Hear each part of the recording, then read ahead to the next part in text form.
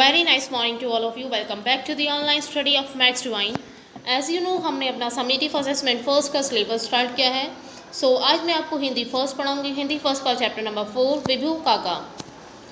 ये चैप्टर लिखा है, इसके लेखक हैं हिमांशु जोशी जी। इनका जन्म मई सन 1935 में उत्तराखंड में हुआ था।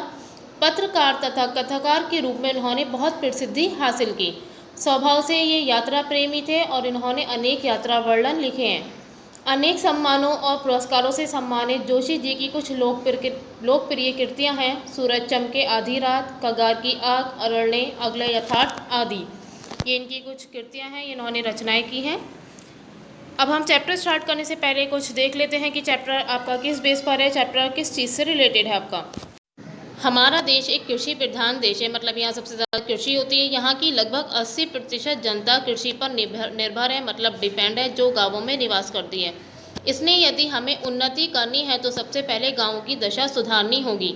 इसके लिए तकनीकी शिक्षा की आवश्यकता है। यदि हमारा शिक्षित वर्ग, जो एजुकेटेड वर्ग है, ये अपने मन में धारणा बना ले कि हमें पढ़ लिख कर विदेशों में पलायन करने के बजाय, मतलब दूसरे देशों में जाने के बजाय अपने ही देश का विकास और उत्थान करना है, तो निश्चित ही भारतवर्ष उन्नति के शिखर पर होगा।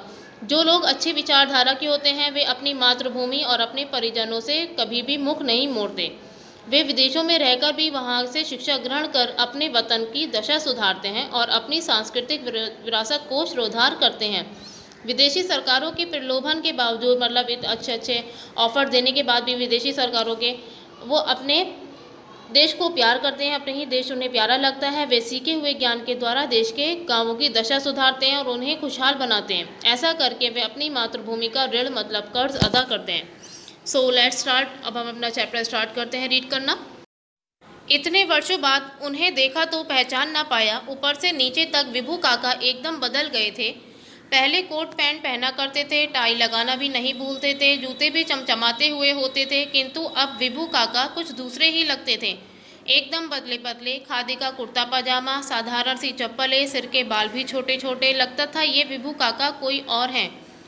देखिए, इस पैराग्राफ के बेस पर आपको एक क्वेश्चन दे रखा है साइड में, कौन किसे देखकर पहचान ना पाया। विजू मीन्स जो विजय था वो विभू काका को देखकर पहचान नहीं पाया। काका पहचाना नहीं, मैंने कहा ही था कि काका लिपट पड़े। अरे विज्जू, तुझे नहीं पहचानूंगा, कब आया तू? आज अभी, मैंने हंसते हुए कहा। सामान कहाँ है? उन्होंने उत्सुकता से पूछा। मैंने सामने रखे झोले की ओर इशारा किया तो वे चौंक पड़े। बिस्तर बिस्तर कुछ नहीं?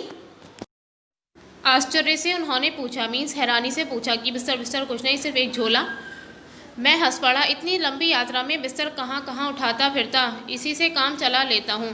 काका के मुख पर प्रसन्नता झलकी और वे मेरी पीठ थपथपाने लगे। शाबाश बेटे, ये हुई ना बात। विभू काका मेरा सामान भीतर रखवा कर, मतलब अंदर रखवा कर कहीं बाहर जाने लगे। घर के लोगों को जाते जाते ये हिदायत देना नहीं भूले कि विजय का ध्यान रखना। सचमुच मुझे कहीं कोई कष्ट अनुभव नहीं हुआ। मैं आश्चर्य से काका का ये अनोखा संसार देख रहा था।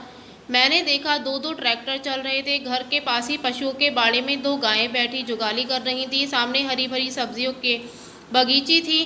दूर लहलहाते खेतों के उस पार बहुत बड़ा फलों का बगीचा था। काका का ये नंदवन मुझे बड़ा लुभावना लगा। सारे लोग अपने अपने काम में जुटे थे।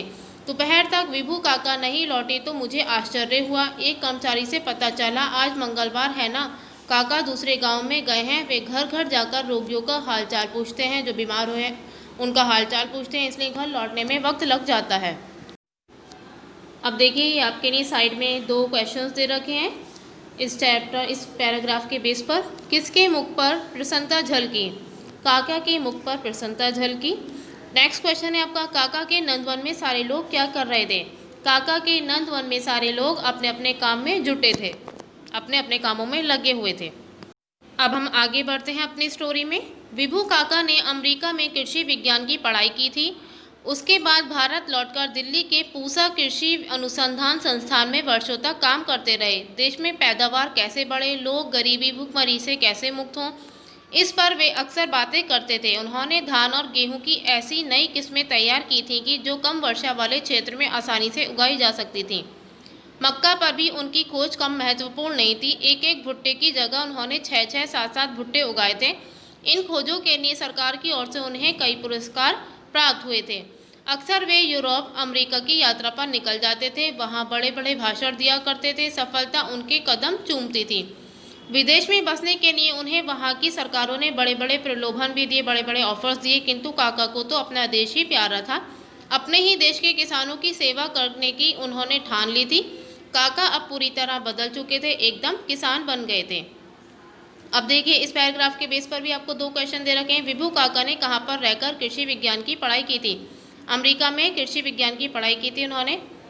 और फिर उसके बाद भारत लौटकर दिल्ली के पूसा कृषि अनुसंधान संस्थान में वर्षों तक काम करते रहे थे। वो अमेरिका के कृषि विज्ञान की पढ़ाई की थी अमेरिका में उन्होंने।